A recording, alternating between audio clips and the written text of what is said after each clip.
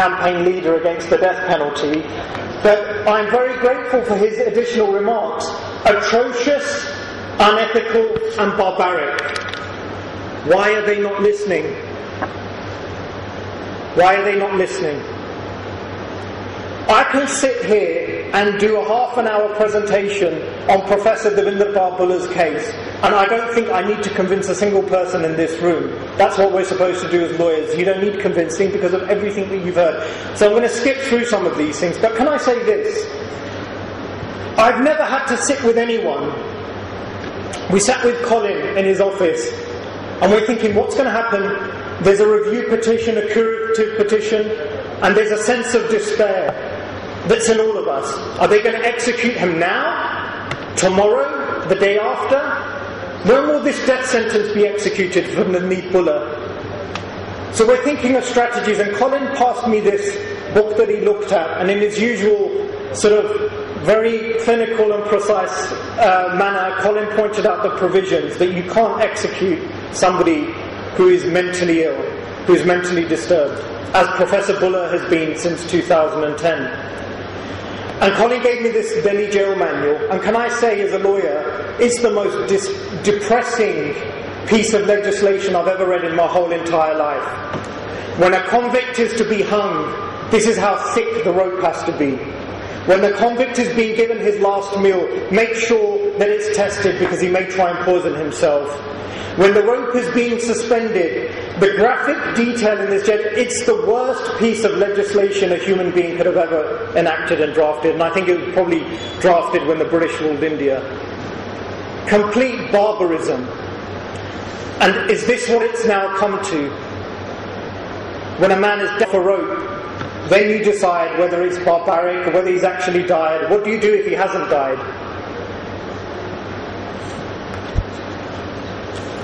The brutality of murder, I was trying to think, there's a phrase that's used, murder is the worst offence in the criminal calendar, and it got me thinking, what are the worst offences that you can think of?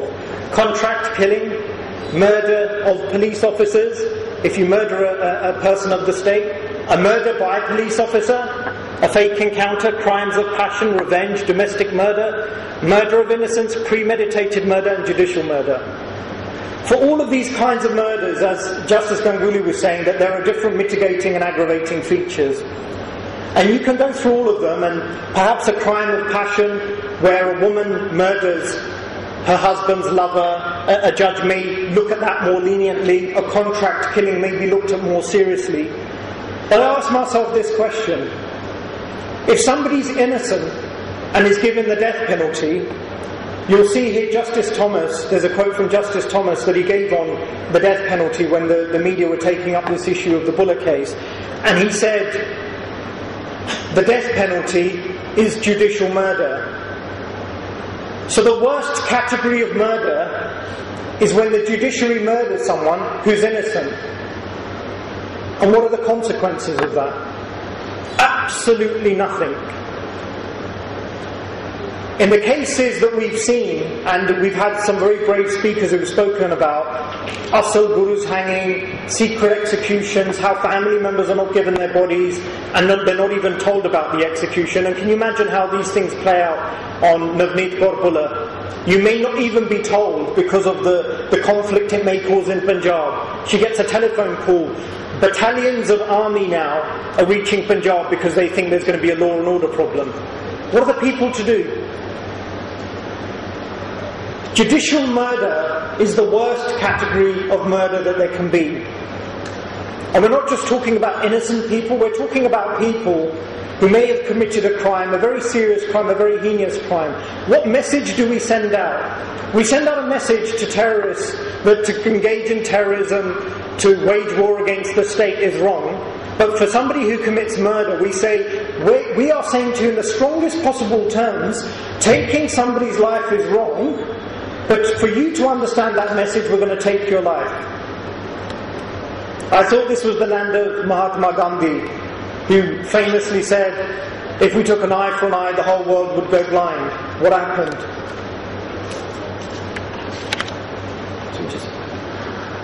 Professor Devinder Pal Bhullar, I just want to clear up one or two misconceptions. As you've heard, he was a professor who graduated from mechanical engineering in 1988 from Guru Nanak Dev Ji Engineering. And if there are our colleagues and our brothers and sisters from the media, please, I would ask you, I would beseech you to do one thing. Professor Devinderpal Singh Bhullar has been described as a terrorist from the Khalistan Liberation Force. He has never been convicted for any other crime other than this decision. He has never been convicted for any offence that says he's a member of a prescribed organisation. The Unlawful Activities Prevention Act has special provisions, so if you're a member of a Maoist organisation, a Kashmiri militant organisation, a Khalistani organisation, you can be tried, convicted and charged on the evidence. I ask the media that every time you report Professor Devinderpal Singh Bhullar's case and you describe him without any evidence whatsoever that he is a member of the Khalistan Liberation Force, you are adding another nail into his coffin. Because he hasn't been convicted for being a member of a proscribed organisation. So what happened to this man and what happened to this lady who you've heard from? In 1991 he got married. And his life, like the life of many Sikhs who were living in Punjab at that time, was plunged into turmoil. His father was arrested, taken, his uncle was arrested, and they were disappeared. Nobody knew what happened to them. And the thing about Professor Devinderpal Bhullar's case is, his case is a microcosm of everything that happened to thousands of Sikh youth that ended up disappearing in Punjab. And one question people ask about this case is, well, if he hasn't done anything wrong, well, why is the state so eager to get him? Why are they after him? Why did they abduct his father and his uncle? Ask that question to 25,000 youth that were killed and liquidated and missing. I can give you another 15 or 20 minutes on the tragedy of what happened in Punjab, but the answer to that question is quite simple. That during the reign of terror that was taking place in the 80s and 90s, culminating in 1991 and 1992, when Operation Rakshak and other operations were being sort of mobilised in the countryside of Punjab, there was a catch, reward and kill policy. That if police officers killed so-called terrorists, they would be rewarded.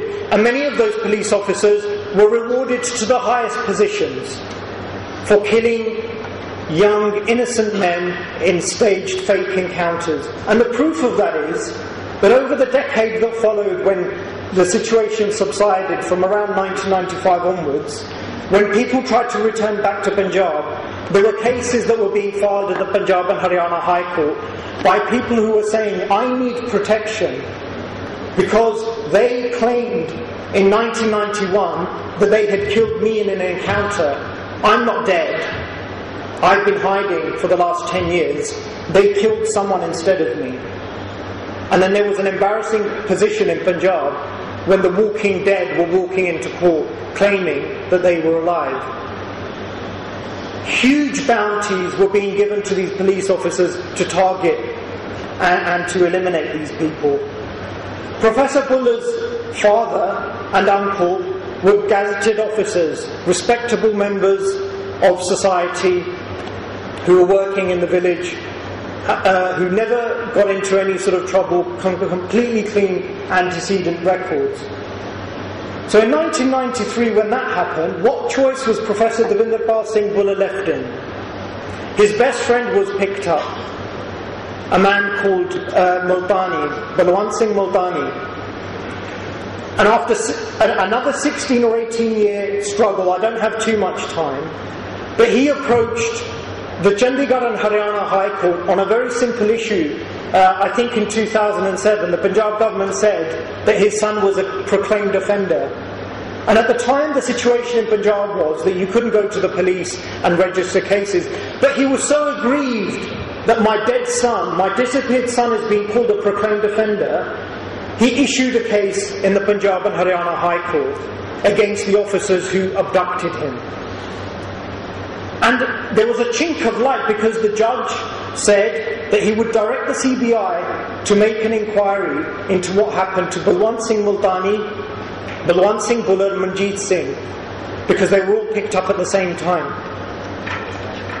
In that case, the CBI found that the senior Punjab police officers had abducted him, and the current DGP of Punjab Police, Shumaid Singh Saini, had been directly responsible for their abduction and disappearance.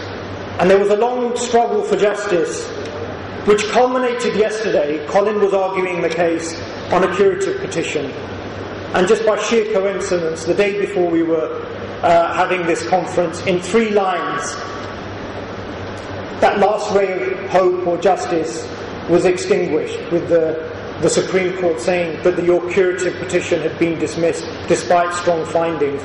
The reason I'm talking about the CBI inquiry is because in 1995, when Devinder Pal Singh Bhullar came to Germany and he was claiming asylum, and then when he was deported back, nobody would have ever believed what he had to say. These explosive findings by the CBI only came to light a few years ago, and it was only because of a CBI inquiry. So what was this man to do? He fled. He left because he thought he would be liquidated in a fake encounter.